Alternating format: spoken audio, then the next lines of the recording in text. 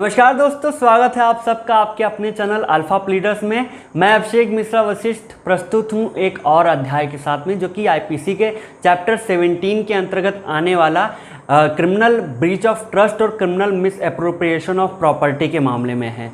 तो आज हम इसके बारे में जो भी प्रोविज़न और इसके ऑफेंस से रिलेटेड पनिशमेंट हैं उसके बारे में बात करने वाले हैं। तो बिना किसी अनावश्यक भूमिका के चलिए आराम से प्रारंभ करते हैं।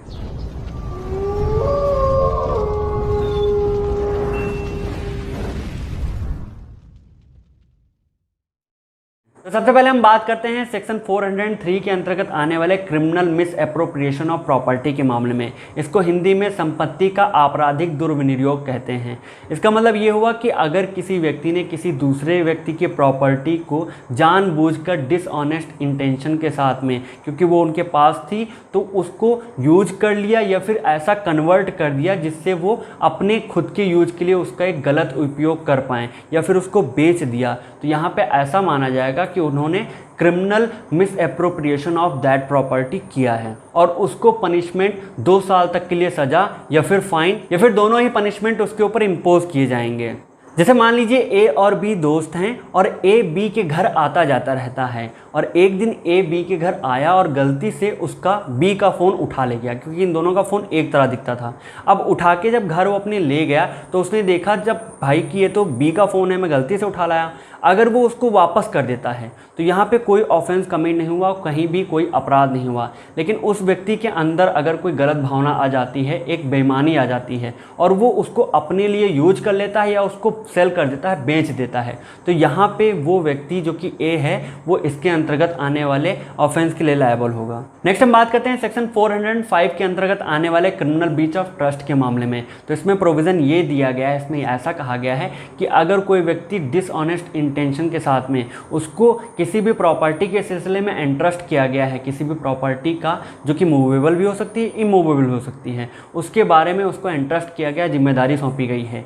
ये जिम्मेदारी एक एक्सप्रेस कॉन्ट्रैक्ट के थ्रू या इम्प्लाइड कॉन्ट्रैक्ट के थ्रू, किसी भी संविदा, चाहे वो लिखित हो या मौखिक हो, उसके थ्रू उनको इंटरेस्ट किया गया है, सौंपा गया है। और उस प्रॉपर्टी का वो अगर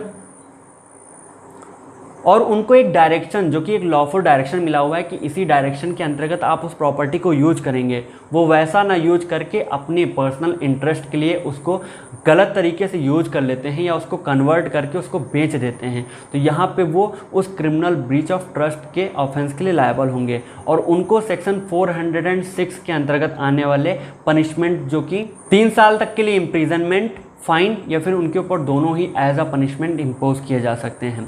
इसको ऐसे समझते हैं कि मान लीजिए ए कहीं टूर पे जा रहा है, टहलने जा रहा है, तो उसके पास उसकी कार है, तो उसने क्या करा कि बी को, जो कि ट्रांसपोर्ट कंपनी चलाता है, वो किराए पे कार वार देता है, उसको सौंप दी कि आप एक काम करिए, जब तक मैं वापस नहीं आता, मैं टहल के आता हूँ, तब तक आप मेरी कार को किराए पे यूज कर सकते हैं, आप इसको भाड़े पे दे सकते हैं। यहाँ पे उन्होंने एक एक्सप्रेस कॉन्ट्रैक्ट के थ्रू, लिखित कॉन्ट्रैक्ट के थ्रू ये पूरी बात करी थी। अब वो ए तो चला गया टूर पे और बी ने क्या करा, उसको कार को किराए पे देने की जगह उसको बेच लिया, उसको दूसरे के हाथों बेच लिया और उस धन को, जो भी पैसा आया था, उसको अपने लिए यूज कर लिया। तो यहाँ पे ऐसा माना जाएगा कि उस व्यक्ति ने क्रिमिनल ब्रीच ऑफ ट्रस्ट किया है और वो इसके अंतर्गत आने वाले ऑफेंस के लिए लायबल माना जाएगा। और अब आते हैं मुद्दे की बात पे, यानी इसके डिफरेंस के पॉइंट में कि criminal miss appropriation of property और क्रिमिनल ब्रीच ऑफ ट्रस्ट दोनों में अंतर क्या है। दोनों ही प्रॉपर्टी से रिलेटेड मामले हैं, दोनों ही मामलों में एक्यूज्ड किसी तरह से दुरुपयोग करता है या फिर गलत उपयोग करता है, तो फिर दोनों में अंतर क्या रह गया।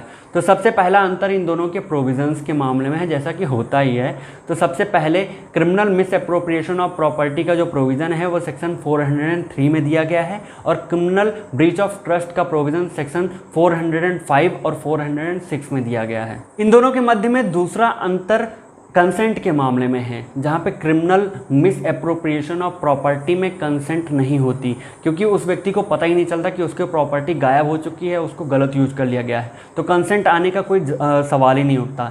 लेकिन क्रिमिनल ब्रीच ऑफ ट्रस्ट मामले में कंसेंट होती है, वो व्यक्ति इंटरेस्ट करता है सामने वाले को, तो यहाँ पे उसकी कंसेंट होती है। दोनों के बीच में डिफरेंस का नेक्स्ट पॉइंट कॉन्ट्रैक्ट के मामले में है। Criminal miss appropriation of property के मामले में कोई कॉन्ट्रैक्ट नहीं होता, जबकि क्रिमिनल ब्रीच ऑफ ट्रस्ट के मामले में कॉन्ट्रैक्ट होता है। ये कॉन्ट्रैक्ट एक्सप्रेस भी हो सकता है और इम्प्लाइड भी हो सकता है। और सबसे लास्ट में दोनों के बीच में डिफरेंस प्रॉपर्टी के मामले में है, जहां criminal miss appropriation of property हमेशा मूवेबल प्रॉपर्टी के संबंध में होगी, जबकि criminal breach of trust movable property भी हो सकती है और इमूवेबल भी हो सकती है। तो ये था आईपीसी के चैप्टर 17 के अंतर्गत आने वाला criminal miss appropriation of property और क्रिमिनल ब्रीच ऑफ ट्रस्ट के मेन प्रोविजन, पनिशमेंट और दोनों के बीच में डिफरेंस।